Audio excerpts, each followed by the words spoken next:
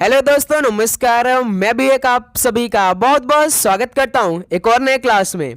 तो साथियों, आज के इस क्लास में दिल्ली पुलिस एग्जाम 2025 के लिए दूसरे जीके मॉडल क्वेश्चन पेपर को डिस्कस करेंगे।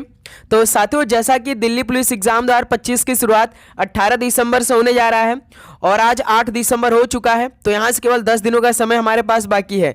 तो जितना भी समय यहाँ से बचता है, तो इतने दिनों में हम लोग एसएससी के नए पैटर्न पे सारे क्वेश्चन को डिस्कस करने वाले हैं।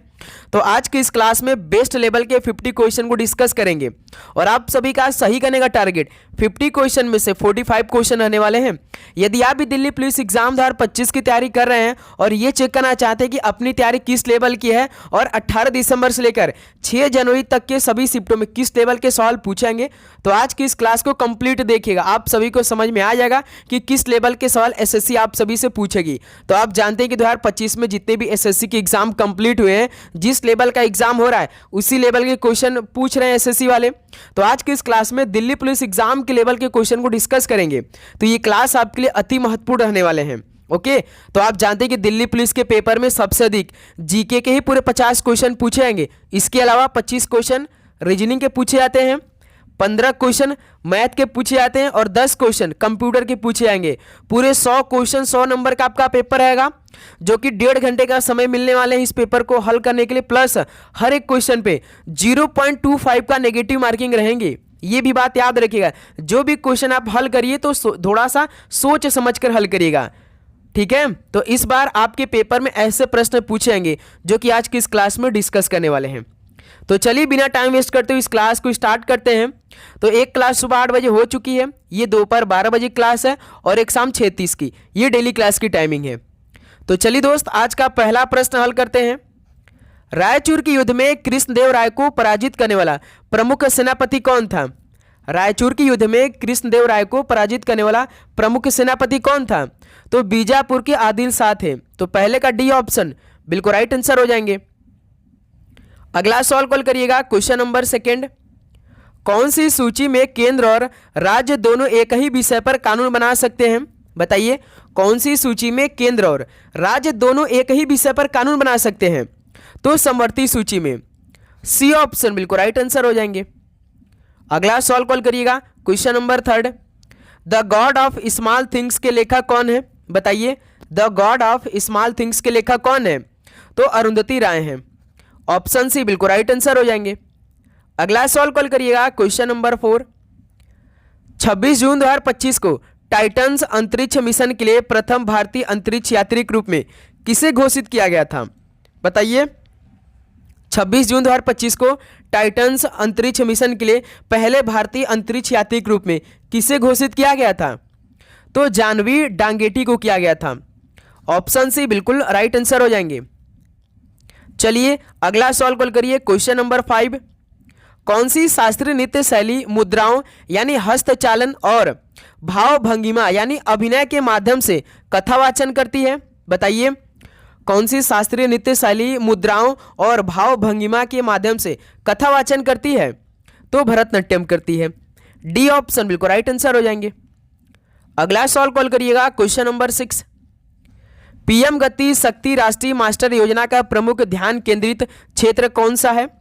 पीएम गति शक्ति राष्ट्रीय मास्टर योजना का प्रमुख ध्यान केंद्रित क्षेत्र कौन सा है? तो बहु मॉडल कनेक्टिविटी है। ऑप्शन ए बिल्कुल राइट आंसर हो जाएंगे।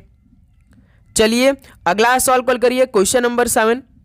86वीं सीनियर राष्ट्रीय टेबल टेनिस चैंपियनशिप 2025 कहां पर आयोजित की गई? बताइए, 86वीं सीनियर राष्ट्रीय टेबल टेनिस चैंपियनशिप 2025 कहां पर आयोजित हुई थी? तो ये सूरत, गुजरात में हुई थी। बी ऑप्शन बिल्कुल राइट आंसर हो जाएंगे। अगला सवाल कॉल करिएगा, क्वेश्चन नंबर 8। FRBM अधिनियम यानी राजकोषीय उत्तरदायित्व एवं बजट प्रबंधन अधिनियम को लागू करने का प्रमुख उद्देश्य क्या था? बताइए, FRBM अधिनियम को लागू करने का प्रमुख उद्देश्य क्या था? तो सरकारी उधारों को कम करना इनका प्रमुख उद्देश्य था, FRBM अधिनियम को लागू करने का। तो सी ऑप्शन बिल्कुल राइट आंसर हो जाएंगे। अगला सवाल कॉल करिए, क्वेश्चन नंबर 9। हॉकी मैदान की मानक चौड़ाई कितने मीटर होती है? हॉकी मैदान की मानक चौड़ाई कितने मीटर की होती है? तो 55 मीटर की होती है। ऑप्शन सी बिल्कुल राइट आंसर हो जाएंगे। अगला सवाल कॉल करिएगा, क्वेश्चन नंबर 10। दक्षिण पूर्व एशिया में विशेष रूप से श्री विजय साम्राज्य के विरुद्ध समुद्री अभियानों के लिए किस चोल शासक को जाना जाता है? बताइए। दक्षिण पूर्व एशिया में विशेष रूप से श्री विजय साम्राज्य के विरुद्ध समुद्री अभियानों के लिए किस चोल शासक को जाना जाता है? तो राज राजा प्रथम को जाना जाता है।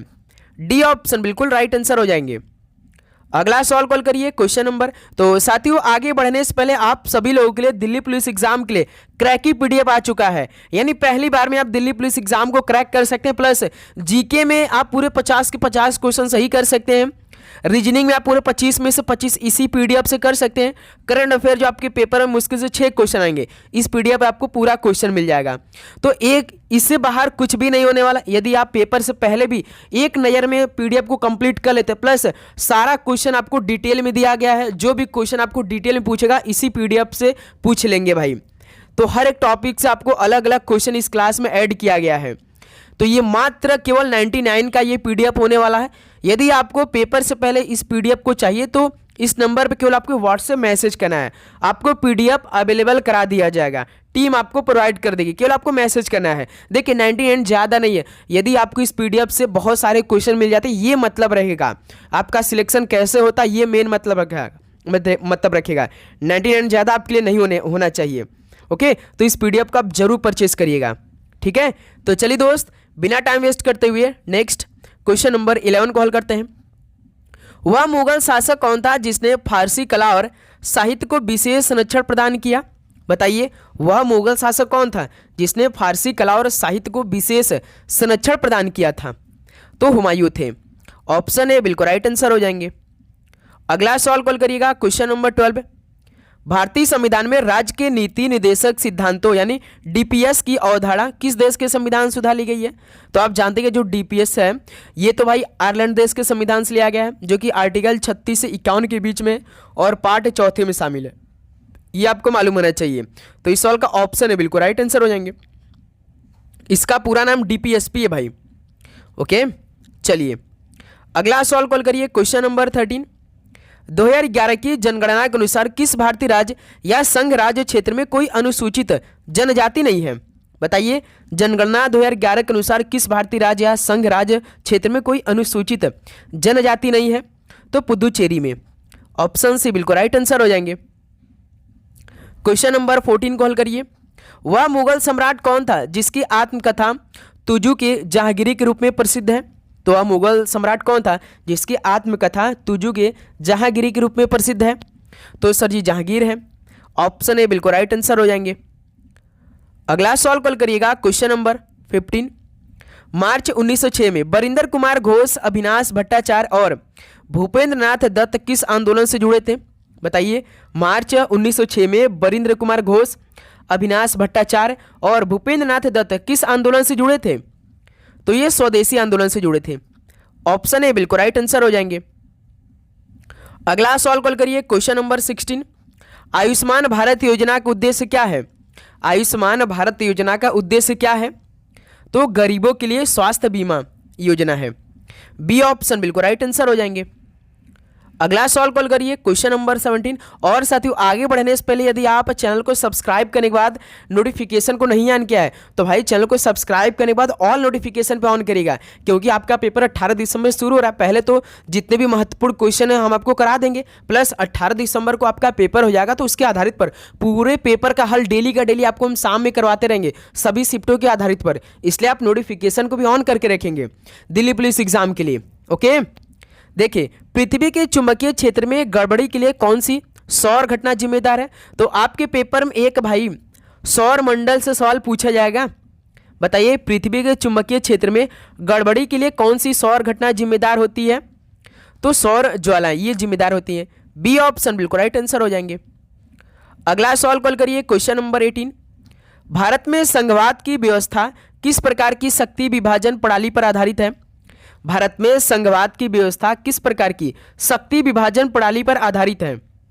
तो केंद्र और राज्य प्रणाली पर आधारित है। ऑप्शन ए बिल्कुल राइट आंसर हो जाएंगे। अगला सवाल कॉल करिए क्वेश्चन नंबर 19। संविधान के अनुच्छेद 275 के अंतर्गत केंद्र सरकार द्वारा राज्यों को दिए जाने वाले वैधानिक अनुदान की अनुशंसा मुख्यतः किस निकाय द्वारा की जाती है? बताइए, संविधान के अनुच्छेद 275 के अंतर्गत केंद्र सरकार द्वारा राज्यों को दिए जाने वाले वैधानिक अनुदान की अनुशंसा मुख्यतः किस निकाय द्वारा की जाती है? तो वित्त आयोग द्वारा की जाती है। बी ऑप्शन बिल्कुल राइट आंसर हो जाएंगे। अगला सवाल कॉल करिए, क्वेश्चन नंबर 20। 8वीं शताब्दी के मध्य में दंती दुर्ग द्वारा किस राजवंश की स्थापना की गई थी? 8वीं शताब्दी के मध्य में दंती दुर्ग द्वारा किस राजवंश की स्थापना की गई थी? तो राष्ट्रकूट वंश की स्थापना की गई थी। ऑप्शन ए बिल्कुल राइट आंसर हो जाएंगे। अगला सवाल कॉल करिए, क्वेश्चन नंबर 21। जून 2025 में एक्सियोम 4 मिशन के तहत ISS के लिए कौन सा उड़ान भरा था? बताइए। तो साथियों, जून 2025 में एक्सियोम 4 मिशन के लिए ISS के लिए कौन उड़ान भरा था? उनका नाम क्या था? काफ़ी फेमस हुए थे भाई, लौट कर जब आए थे तो शुभांशु शुक्ला उनका नाम था। ऑप्शन से बिल्कुल राइट आंसर हो जाएंगे। अगला सवाल कॉल करिएगा, क्वेश्चन नंबर 22। आधुनिक भारतीय भाषाओं के वर्गीकरण के अनुसार किस भाषाई परिवार का भारतीय जनसंख्या में सबसे बड़ा हिस्सा है? बताइए। आधुनिक भारतीय भाषाओं के वर्गीकरण के अनुसार किस भाषाई परिवार का भारतीय जनसंख्या में सबसे बड़ा हिस्सा है? तो भाई इंडो यूरोपियन यानी आर्यन का सबसे बड़ा हिस्सा है। डी ऑप्शन बिल्कुल राइट आंसर हो जाएंगे। अगला सवाल कॉल करिए, क्वेश्चन नंबर 23। निम्नलिखित में से कौन संविधान सभा की प्रारूप समिति के अध्यक्ष थे? बताइए, इनमें से कौन संविधान सभा की प्रारूप समिति के अध्यक्ष कौन थे? चलिए, सवाल का राइट आंसर आप जरा बताइए, तो होमवर्क रहेगा भाई, आपको आना चाहिए। संविधान सभा की प्रारूप समिति के अध्यक्ष कौन थे? कमेंट करके जरा बताइए, सभी दोस्त बताएंगे। क्वेश्चन नंबर 24 कॉल करिए। भारतीय संविधान का कौन सा भाग भारत का मैग्ना कार्टा के रूप में जाना जाता है और नागरिकों को मौलिक अधिकारों की गारंटी देता है? तो भारतीय संविधान का कौन सा भाग भारत का मैग्ना कार्टा के रूप में जाना जाता है और नागरिकों को मौलिक अधिकारों की गारंटी देता है? तो भाग 3 है भाई। ऑप्शन से बिल्कुल राइट आंसर हो जाएंगे। नेक्स्ट अगला सवाल कॉल करिए, क्वेश्चन नंबर 25। खेल के दौरान एक टीम में कितने खिलाड़ियों को बास्केटबॉल कोर्ट पर खेलने की अनुमति होती है? बताइए। खेल के दौरान एक टीम में कितने खिलाड़ियों को बास्केटबॉल कोर्ट पर खेलने की अनुमति है? तो केवल 5 प्लेयरों की। डी ऑप्शन बिल्कुल राइट आंसर हो जाएंगे। अगला सवाल कॉल करिए, क्वेश्चन नंबर 26। कर्नाटक संगीत में सामान्यतः प्रयोग होने वाले वाद्य यंत्र कौन सा है? बताइए। कर्नाटक संगीत में सामान्यतः प्रयोग होने वाला वाद्य यंत्र इनमें से कौन सा है? तो मृदंगम है। बी ऑप्शन बिल्कुल राइट आंसर हो जाएंगे। चलिए, क्वेश्चन नंबर 27 को हल करिए। 1991 के बाद राजकोषीय अनुशासन सुधारों ने केंद्र राज्य वित्तीय संबंधों को किस प्रकार प्रभावित किया? बताइए। 1991 के बाद राजकोषीय अनुशासन सुधारों ने केंद्र राज्य वित्तीय संबंधों को किस प्रकार प्रभावित किया था? तो भाई राज्यों को राजकोषीय लक्ष्यों का पालन करना होगा, इसके तरह प्रभावित किया था। बी ऑप्शन बिल्कुल राइट आंसर हो जाएंगे। अगला सवाल कॉल करिए, क्वेश्चन नंबर 28। 15वीं शताब्दी के उत्तरार्ध में तैमूर शक्ति के पतन का क्या कारण था? 15वीं शताब्दी के उत्तरार्ध में तैमूर शक्ति के पतन का क्या कारण था? तो भाई विभाजन के कारण आंतरिक युद्ध था। बी ऑप्शन बिल्कुल राइट आंसर हो जाएंगे। अगला सवाल कॉल करिए, क्वेश्चन नंबर 29। सौर मंडल में किस ग्रह का दिन सबसे लंबा होता है? बताइए। सौर मंडल में किस ग्रह का दिन सबसे लंबा होता है? तो भाई याद रखिएगा, शुक्र का। ऑप्शन ए यहाँ से बिल्कुल राइट आंसर हो जाएंगे। अगला सवाल कॉल करिए, क्वेश्चन नंबर 30। निम्नलिखित में से कौन सी योजना किसानों को सीधे उनके बैंक खातों में वार्षिक आय सहायता प्रदान करती है? तो इनमें से कौन सी योजना किसानों को सीधे उनके बैंक खातों में वार्षिक आय सहायता प्रदान करती है? तो भाई PM किसान योजना। बी ऑप्शन बिल्कुल राइट आंसर हो जाएंगे। ओके, चलिए अगला सवाल कॉल करिए, क्वेश्चन नंबर 31। कौन से नृत्य शैली अपनी आध्यात्मिक भक्ति और वैष्णव आंदोलन से जुड़ाव के लिए प्रसिद्ध है? तो साथियों, कौन से नृत्य शैली अपनी आध्यात्मिक भक्ति और वैष्णव आंदोलन से जुड़ाव के लिए प्रसिद्ध है? तो सत्रिया नृत्य शैली है, जो कि असम से संबंधित है। डी ऑप्शन बिल्कुल राइट आंसर हो जाएंगे। क्वेश्चन नंबर 32 को हल करिए। शून्य उत्सर्जन सार्वजनिक परिवहन प्रणालियों में सामान्यतः किस प्रकार के वाहन उपयोग में लाए जाते हैं? बताइए। शून्य उत्सर्जन सार्वजनिक परिवहन प्रणालियों में सामान्यतः किस प्रकार के वाहन उपयोग में लाए जाते हैं? तो भाई विद्युत बसों में लाए जाते हैं। बी ऑप्शन बिल्कुल राइट आंसर हो जाएंगे। अगला सवाल कॉल करिए, क्वेश्चन नंबर 33। खेलो इंडिया यूथ गेम्स 2024 कहां पर आयोजित किया गया? खेलो इंडिया यूथ गेम्स 2024 कहाँ पर आयोजित किया गया था? तो ये तमिलनाडु राज्य में किया गया था। बी ऑप्शन बिल्कुल राइट आंसर हो जाएंगे। अगला सवाल कॉल करिए, क्वेश्चन नंबर 34। निम्नलिखित में से कौन सा पर्व नागालैंड की जनजातीय समुदाय द्वारा मनाया जाता है और पारंपरिक नृत्य एवं संगीत का प्रदर्शन करता है? बताइए, कौन सा पर्व नागालैंड की जनजातीय समुदाय द्वारा मनाया जाता है और पारंपरिक नृत्य एवं संगीत का प्रदर्शन करता है? तो भाई हॉर्नबिल महोत्सव है। बी ऑप्शन बिल्कुल राइट आंसर हो जाएंगे। अगला सवाल कॉल करिए, क्वेश्चन नंबर 35। अवशिष्ट विषयों यानी वे विषय जो संविधान की तीनों सूचियों में शामिल नहीं है, इस पर कानून बनाने की शक्ति विशेष रूप से किसके पास होती है? बताइए, अवशिष्ट विषयों पर कानून बनाने की शक्ति विशेष रूप से किसके पास होती है? तो संसद के पास होती है। बी ऑप्शन बिल्कुल राइट आंसर हो जाएंगे। अगला सवाल कॉल करिए, क्वेश्चन नंबर 36। लाहौर में दयानंद एंग्लो वैदिक स्कूल की स्थापना किसने की? बताइए, लाहौर में दयानंद एंग्लो वैदिक स्कूल की स्थापना किसने की थी? तो लाला लाजपत राय ने की थी। ऑप्शन ए बिल्कुल राइट आंसर हो जाएंगे। अगला सवाल कॉल करिए, क्वेश्चन नंबर 37। कर्नाटक में स्थित जोग जलप्रपात किस नदी पर बना है? कर्नाटक में स्थित जोग जलप्रपात किस नदी पर बना है? तो ये शरावती नदी बना है। ऑप्शन सी बिल्कुल राइट आंसर हो जाएंगे। चलिए दोस्त, अगला सवाल कॉल करिए, क्वेश्चन नंबर 38। स्वतंत्र भारत के प्रथम कैबिनेट में गृह मंत्री कौन थे? तो साथियों, स्वतंत्र भारत के पहले कैबिनेट में गृह मंत्री कौन थे? तो सरदार वल्लभ भाई पटेल जी थे। डी ऑप्शन बिल्कुल राइट आंसर हो जाएंगे। तो साथियों, इसी लेवल के क्वेश्चन आप सभी से पूछे जाएंगे पेपर में, तो इसके लिए तैयार रहिएगा। प्लस आप चैनल को जरूर सब्सक्राइब करने के बाद नोटिफिकेशन को ऑन करेंगे। कौन सा अधिनियम दंड प्रक्रिया संहिता 1973 का स्थान लेता है? बताइए, कौन सा अधिनियम दंड प्रक्रिया संहिता 1973 का स्थान लेता है? तो भारतीय नागरिक सुरक्षा संहिता। ऑप्शन है यहां से बिल्कुल राइट आंसर हो जाएंगे। अगला सवाल कॉल करिएगा, क्वेश्चन नंबर 40। कबड्डी के सर्वप्रथम ज्ञात नियम किस भारतीय राज्य में बनाए गए थे? तो साथियों, कबड्डी के सबसे पहले ज्ञात नियम किस भारतीय राज्य में बनाए गए थे? तो महाराष्ट्र राज्य में बनाए गए थे। डी ऑप्शन बिल्कुल राइट आंसर हो जाएंगे। अगला सवाल कॉल करिएगा, क्वेश्चन नंबर 41। प्रारंभ में जब 26 नवंबर 1949 को भारत का संविधान अपनाया गया था, तो इसमें मूल रूप से कितने अनुच्छेद और कितनी अनुसूचियां थी? बताइए, प्रारंभ में जब 26 नवंबर 1949 को भारत का संविधान अपनाया गया, तो इसमें मूल रूप से कितने अनुच्छेद और कितनी अनुसूचियां थी? तो 395 अनुच्छेद थे और 8 अनुसूचियां थी स्टार्टिंग में, जब 26 नवंबर 1949 को भारत का संविधान अपनाया गया।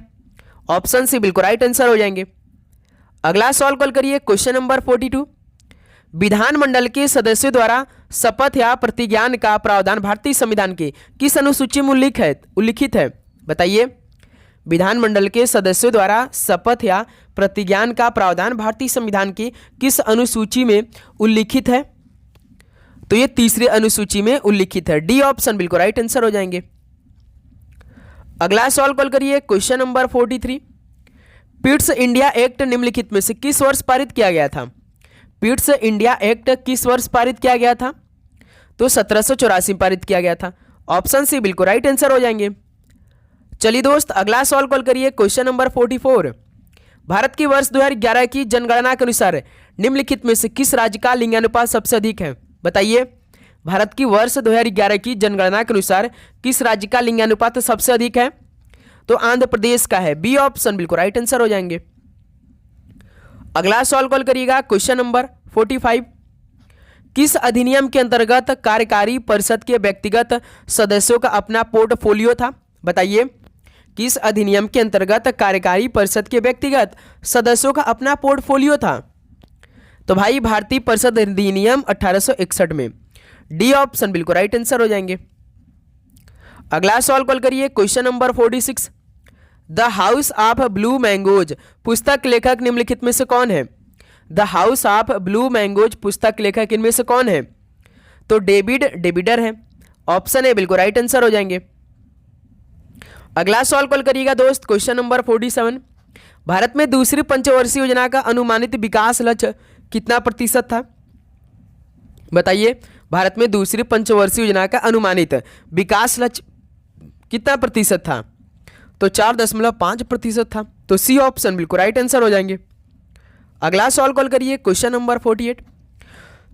चोलों पर विजय प्राप्त करने वाला राष्ट्रकूट राजा कौन था? बताइए, चोलों पर विजय प्राप्त करने वाला राष्ट्रकूट राजा कौन था? तो कृष्ण तृतीय थे भाई। तो सी ऑप्शन बिल्कुल राइट आंसर हो जाएंगे। अगला सवाल कॉल करिए, क्वेश्चन नंबर 49। तंजौर बाला सरस्वती निम्नलिखित में से किस नृत्य शैली की एक नर्तकी थी? बताइए, तंजौर बाला सरस्वती किस नृत्य शैली की एक नर्तकी थी? तो भरतनाट्यम की एक नर्तकी थी। बी ऑप्शन बिल्कुल राइट आंसर हो जाएंगे। अगला सवाल कॉल करिएगा, क्वेश्चन नंबर 50। भारत ने दूसरी बार एशियाई खेलों की मेजबानी किस वर्ष में की थी? बताइए, भारत ने दूसरी बार एशियाई खेलों की मेजबानी किस वर्ष में की थी? तो 1982 में की थी। ऑप्शन सी बिल्कुल राइट आंसर हो जाएंगे। तो साथियों, आज का यह दूसरा मॉडल पेपर बेस्ट लेवल के 50 क्वेश्चन कंप्लीट हो गए। तो अब बताइए आप सभी का इन 50 क्वेश्चन में से कितना स्कोर रहा? तो साथियों, उम्मीद करूंगा आपको हर एक क्वेश्चन काफ़ी शानदार तरीके से समझ में आए होंगे, आपको किसी प्रकार का दिक्कत नहीं आई होगी। यदि किसी प्रकार का दिक्कत है तो कमेंट करके जरूर बताइएगा। प्लस आपको कौन से सब्जेक्ट से और कितना क्वेश्चन चाहिए आप जरूर बताइएगा।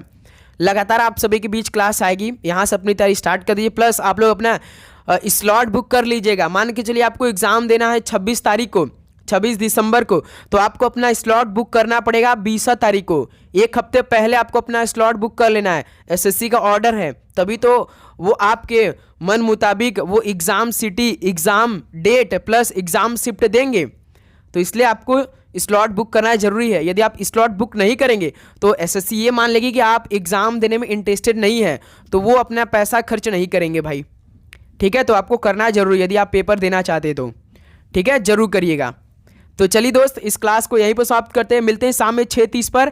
हो सकता है कि बीच में कंप्यूटर की भी क्लास आ जाए, प्लस शाम में 6:30 पे आपके रीजनिंग क्लास चलेगी। ठीक है, तो इसलिए चैनल को सब्सक्राइब करने के बाद नोटिफिकेशन को ऑन करिएगा, अपने दोस्तों में सेशन को शेयर करिएगा। ठीक है, आप सभी को जय हिंद, जय भारत।